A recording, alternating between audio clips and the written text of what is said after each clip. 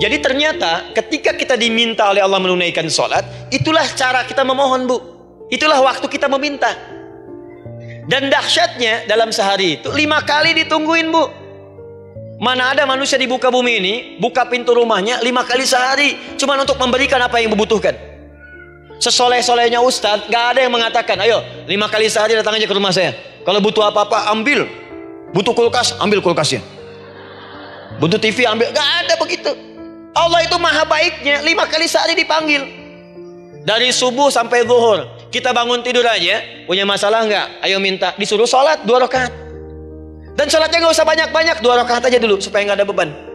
Itu pun kadang-kadang masih lupa berapa rakaat kita sholat. Ayo sujud, disuruh minta, punya masalah nggak? Terus dari subuh sampai ke siang dipanggil lagi. Punya masalah lagi nggak? Disuruh zuhur 4 rakaat. Karena waktunya cukup panjang, suruh 4. Ayo minta. Ada masalah apa? Minta sujud kita. Minta mohon. Dari zuhur ke asar ditanya lagi, ada masalah nggak? Panggil lagi. Ke maghrib sampai ke isya sebelum tidur, supaya tidurmu enak, masalah nggak ada, tenang, nikmat, nyaman istirahatnya. Ada masalah nggak? Disuruh sholat lagi. Jadi kalau orang paham sholat itu kunci kebahagiaan, dia akan senang menunaikan sholat. Makanya ketika ibu bertanya, kenapa saya sholat? Dijawab oleh muadzin, hayya 'alas shalah. Ayo sholat. Kenapa sih sholat?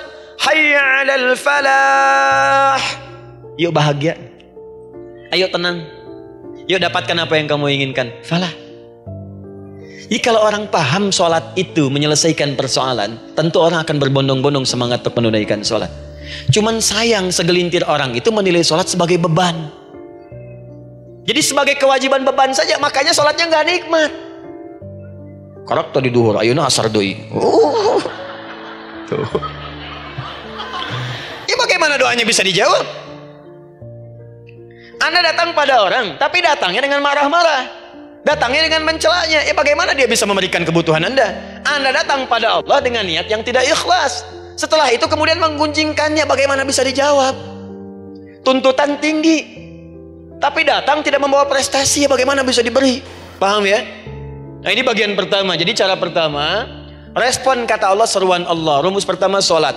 Ustadz saya sekarang paham, sholat berarti kunci untuk menyelesaikan masalah. Di sholat saya akan memohon. Sekarang Ustadz, bagaimana cara saya merespon sholat? Kan kata Allah, saya menyeru, respon gitu kan?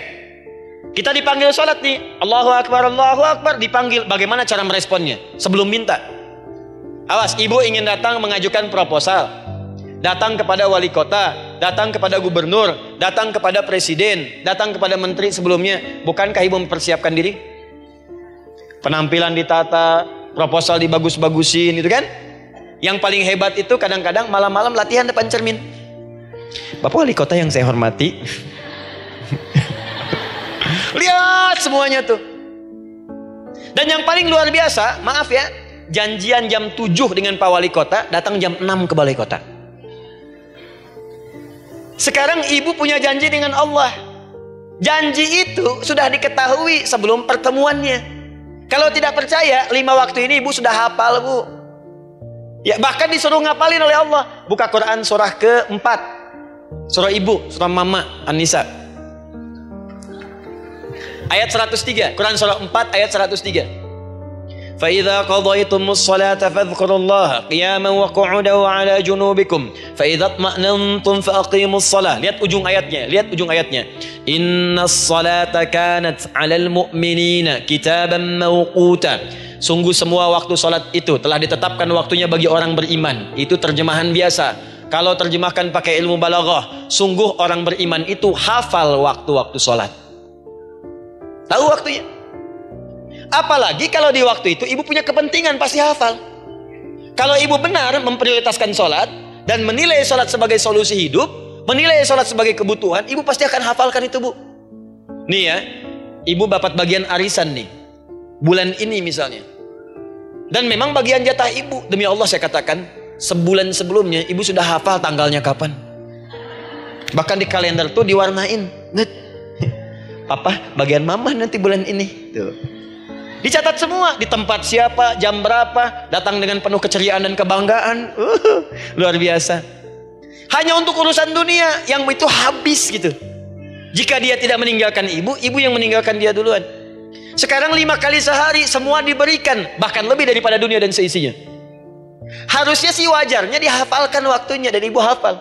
Subuh jam berapa? Zuhur jam berapa? Asar, maghrib, isya. Itu kan kunci ibadah. Dan kunci ijabah, kunci ibadah, kunci ijabah. Di situ ada pengabulannya. Ah, ini gimana mau minta, waktu permintaannya aja nggak hafal? Ibu masih ingat? Bukankah sholat disebut sebagai zikir? Masih ingat? Ya, di surah ke-20 ayat 14. Wa aqimis sholata lidzikri, tunaikan sholat sebagai zikir kepadaku. Sekarang lihat ya. Lihat ketentuan Allahnya. Kalau ibu dipanggil untuk sholat, dipanggil untuk zikir, cepat respon. Ibu cepat respon, Allah pun akan cepat merespon permintaan ibu. Lihat kalimatnya. Fadhkuruni azkurkum. Fadhkuruni azkurkum.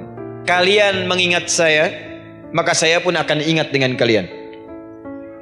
Kalian zikir kepada saya, ingat saya, kata Allah, maka saya pun akan ingat kalian. Di antara makna zikir, salat. Jikalau ibu salat mengingat Allah dengan cepat, maka Allah pun akan cepat mengingat kita.